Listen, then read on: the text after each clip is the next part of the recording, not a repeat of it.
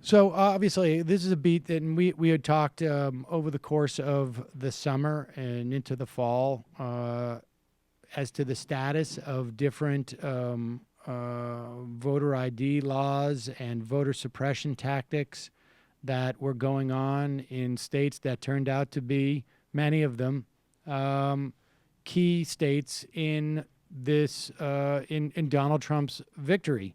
Um, Give me a sense of what your sense is as to how much voter suppression via voting laws that specifically were implemented following the Supreme Court's gutting of the Voting Rights Act. What kind of impact they had and where? Sure. So I think they had some impact. We will never, I don't think, know exactly the impact. But I was in Wisconsin on Election Day, which was not directly affected by the Supreme Court's ruling gutting the Voting Rights Act because it was a northern state that was not covered. However, it was one of 14 states that had a new voting restriction in effect for the first time, resulting from stuff that was passed in after the 2010 election and then was upheld, unfortunately, by the court. So I was in Wisconsin, and I talked to a number of different voters who either had a very hard time voting or just didn't vote at all because they were turned away from getting a voter ID. And we can never quantify the numbers of people who tried to vote and couldn't, or decided not to vote at all. But what we do know is that Wisconsin was very close, that Trump beat Clinton by 27,000 votes in the state. And according to a federal court, 300,000 registered voters in Wisconsin lack strict forms of voter ID. Now, of those 300,000 registered voters, many may have been able to obtain ID.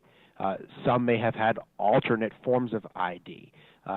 But we know that that's a lot of people. That was 9% of the electorate in Wisconsin. And we don't know how many of them decided not to vote for other reasons, how many of them decided not to vote because of this reason, tried to vote and couldn't.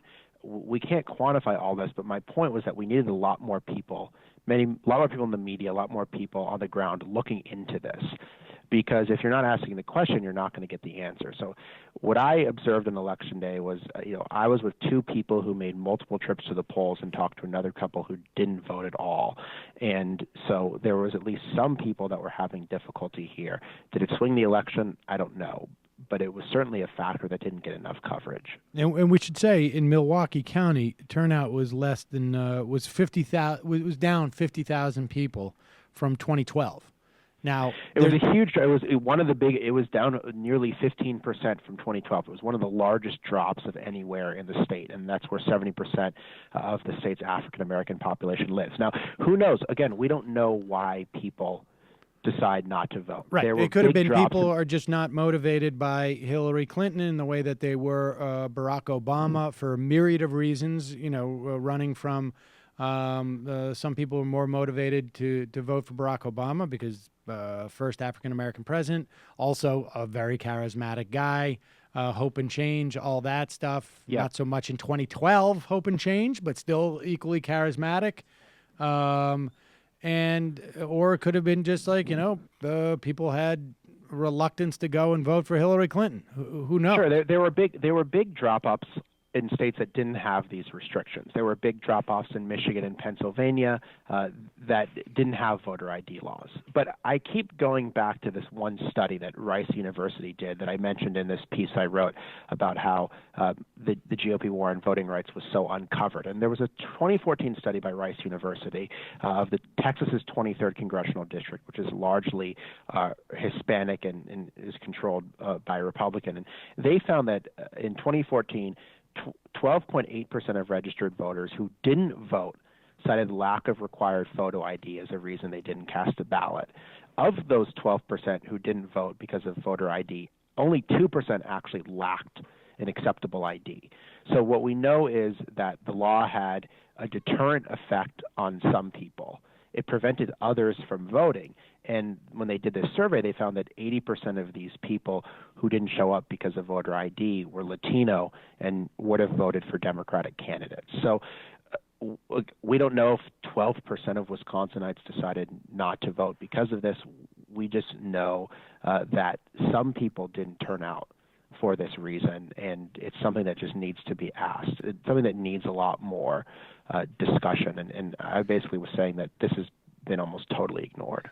What does that survey? I mean, what is behind that? I mean, presumably, right? Those people with the IDs could have voted.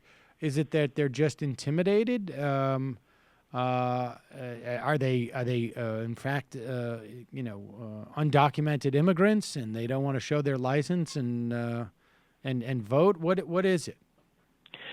Well, there are people who are registered voters, so I think there are people who probably either they legally registered to vote or they had voted in past elections. I think maybe they just thought that the IDs they have wouldn't have been accepted. Maybe they had IDs other than a driver's license they didn't think would have been accepted, or maybe maybe they were worried that they would be intimidated. I mean, in Texas, there was a lot of extremely intimidating rhetoric going around about people who would be prosecuted and all sorts of other things if they didn't show the right ID. So the point is that even if people can comply with the law, sometimes it just has a deterrent effect, and people don't want to go through the hassle.